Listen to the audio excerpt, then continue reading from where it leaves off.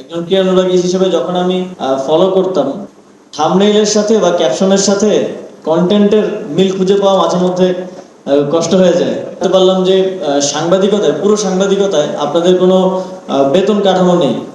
উপজেলাগুলোতে ছাত্র প্রতিনিধিরাই, যারা মূলত ক্রীড়া সংগঠক হিসেবে কাজ করে, তারা বিভিন্ন টুর্নামেন্ট আয়োজন করে কাজ করে।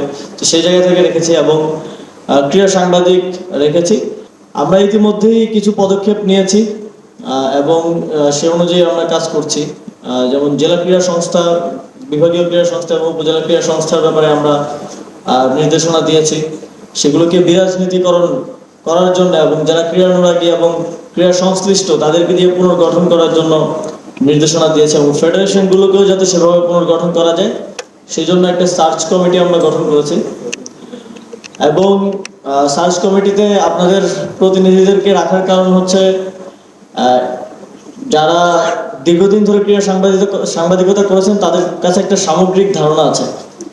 যে কোনো ক্রীড়া সংশ্লিষ্ট ব্যক্তিকে রাখলে দেখা যাবে যে তিনি হয়তো দু একটা ফেডারেশন সম্পর্কে তার ধারণা আছে, বা তিনি যেই ক্রীড়া বিলং করেন, যে স্পোর্টস, যেমন ক্রিকেট সম্পর্কে তার ধারণা থাকলে বাকিগুলো সম্পর্কে সে হয়তো তেমন একটা জানবেন না। সেই জায়গা থেকে ক্রীড়া সাংবাদিকদেরকে রাখা এবং আমাদের ক্রীড়া সংস্থাগুলোতেও আমরা ক্রীড়া সাংবাদিকদের প্রতিনিধিত্ব, বিশেষ করে সাবেক ক্রীড়া সাংবাদিক যারা আছেন, প্রতিনিধিত্বটা নিশ্চিত করেছি এই কারণে, কারণ দুর্নীতিগুলো হয় মূলত সিন্ডিকেট গঠনের কারণে।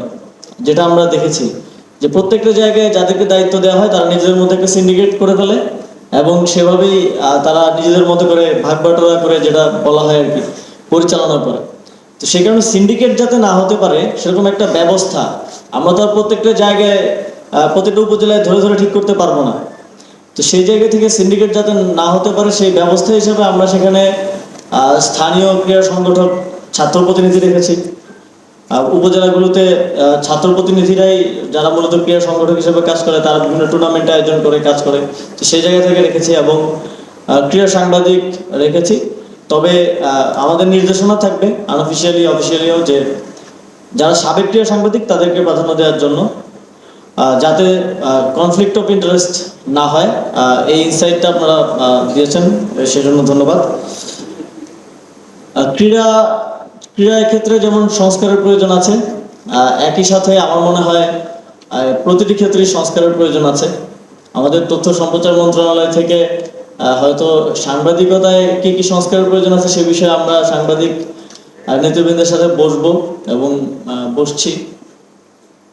একই সাথে আপনারা যারা ক্রীড়া সাংবাদিকতা করেন, আপনাদেরও আমার মনে হয় আপনাদের কার্যক্ষেত্রে কিছু সংস্কারের চেষ্টা করা দরকার, কারণ পুরো সিস্টেমটাই তো স্পয়েল ছিল।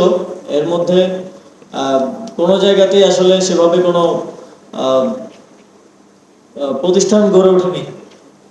যেমন আমি জানতে পারলাম যে সাংবাদিকতায়, পুরো সাংবাদিকতায় আপনাদের কোনো বেতন কাঠামো নেই, বা হচ্ছে যেটা একটা সমস্যা হিসেবে আমাদের কাছে এসেছে, যেহেতু আমি শ্রম ও কর্মসংস্থান মন্ত্রণালয়ের দায়িত্ব আছি। তো সেটা নিয়েও হয়তো আমরা কাজ করব। ক্রীড়া সাংবাদিকতায় যেটা আমি নট এজ এ অ্যাডভাইজার, একজন সাধারণ মানুষ হিসেবে, একজন ক্রীড়ানুরাগী হিসেবে যখন আমি ফলো করতাম, আমি যেটা দেখেছি যে আসলে থাম্বনেইলের সাথে বা ক্যাপশনের সাথে কন্টেন্টের মিল খুঁজে পাওয়া মাঝে মধ্যে কষ্ট হয়ে যায়। তো আমার মনে হয় এই জায়গাগুলোতে যেহেতু আপনারা দায়িত্বে আছেন, আপনারা আরো বস্তুনিষ্ঠভাবে কিভাবে করা যায় এবং অ্যাজ এ স্টেক হোল্ডার কিভাবে সহযোগিতা করা যায় সেটার দিকে মনোযোগ দিবেন। মাঝে মধ্যে দেখা যায় কিছু নিউজ অনেক প্লেয়ারদেরকে, মানে ইনস্ট্যান্ট বড় একটা টুর্নামেন্টের আগে প্লেয়ারের সাইকোলজিকে ডিস্টার্ব করার মতো অনেক নিউজ হয় এবং সেগুলো অনেকগুলোই অ্যাজাম্পশন বেসড নিউজ আমি দেখেছি আর কি। আমি অ্যাডভাইজার হিসেবে বলছি না, আমি এটা একজন দর্শক হিসেবে দেখেছি। তো সেই জায়গায় আপনারা পরিবর্তন আনার চেষ্টা করবেন, বস্তুনিষ্ঠতা আনার চেষ্টা করবেন। এবং আরেকটি ব্যাপার থাকবে যে ক্রীড়াক্ষেত্রে ইনভেস্টিগেটিভ জার্নালিজমটা হওয়াটা অনেক বেশি জরুরি। তাহলে আপনারা আমাদেরকেও চোখে আঙুল দিয়ে দেখে দিতে পারবেন যে কোথায় কোথায় অনিয়মটা হচ্ছে, দুর্নীতিটা হচ্ছে। ইতিমধ্যে আপনারা করেছেন এবং সামনে আপনারা আরও এর পরিসরটা বৃদ্ধি করবেন। এটা আমার আপনাদের প্রতি একটা অনুরোধ থাকবে। অনিয়ম দুর্নীতিটা কোথায় কোথায় হচ্ছে, প্রত্যেকটি ফেডারেশন, ক্রীড়া সংস্থা বলেন, প্রত্যেকটা জায়গায় সেদিকে আপনারা মনোযোগ দেবেন। এবং একটা গুরুত্বপূর্ণ ইনসাইট আমি পেয়েছি। আমি নিজেও যখন গ্রামে যাই তখন আমি দেখি যে আমরা যখন ছোট ছিলাম এর আগে তো আরো বেশি ক্রেজ ছিল যে স্থানীয় খেলাধুলা। তো এখন যখন গ্রামে যেতাম আমি দেখতাম যে মাঠ খালি পড়ে থাকে। তো আমাদেরকে অবশ্যই এই যে কনভেনশনাল যে স্পোর্টস ফেডারেশন দ্বারা বা স্ট্রাকচারাল যে স্পোর্টস এর বাইরে যে একটা বৃহৎ অংশ প্রান্তিক পর্যায়ে আমাদের তরুণরা এখন খেলাধুলায় ইন্টারেস্ট হারাচ্ছে, সেটাকে আবার পুনরুজ্জীবিত করার জন্য আমাদের মন্ত্রণালয়ের পক্ষ থেকে যে ধরনের ব্যবস্থা নেওয়া যায় আমরা অবশ্যই সেদিকে মনোযোগ দেব এবং আপনারাও আপনাদের কাভারেজের মাধ্যমে তাদেরকে উজ্জীবিত করার জন্য চেষ্টা করবেন, এই প্রত্যাশাটা আপনাদের কাছে থাকবে। ধন্যবাদ আপনাদের সকলকে, আপনাদের সহযোগিতা এবং আপনাদের বস্তুনিষ্ঠ সাংবাদিকতায় ক্রীড়াক্ষেত্রকে আমরা একটি ভালো জায়গায় নিয়ে যেতে পারবো। আসলে আমাদের সবকিছুর অবস্থাই তো খারাপ, আপনি স্পেসিফিক বলতে পারবেন না যে এই কয়েকটা জিনিস ভালো আছে। তো সবকিছু আমাদেরকে ঠিক করতে হবে।